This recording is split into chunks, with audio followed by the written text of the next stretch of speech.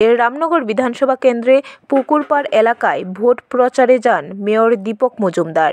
Mayor Dipak Majumdar বলেন, পশ্চিম জেলার মনোনীত বিজেপি প্রার্থী বিপ্লব কুমার দেবকে জয়যুক্ত করার জন্য আজকে প্রত্যেক বুথে নির্বাচনী প্রচারের আনুষ্ঠানিক সূচনা করা হয়েছে।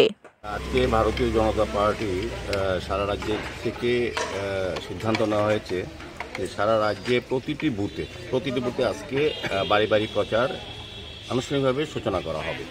প্রতিটি মণ্ডলে আনুষ্ঠানিকভাবে একটি বুথকে ধরে রাজ্যের বিভিন্ন নেতৃত্ব, বিভিন্ন ওয়ার্ডের নেতৃত্ব এবং কার্যকর্তারা, মণ্ডলে যারা কার্যকর্তারা, ডিস্ট্রিক্ট, স্টেটের প্রত্যেকজন কার্যকর্তা প্রতিটি বুথে থাকবেন।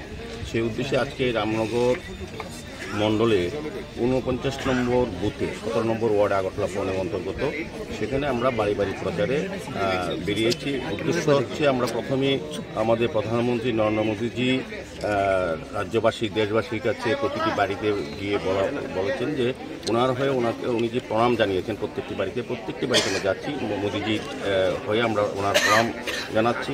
পাশাপাশি আমাদের পশ্চিম ত্রিপুরা লোকসভা কেন্দ্রের ব্যুরো রিপোর্ট, খবর ত্রিপুরা।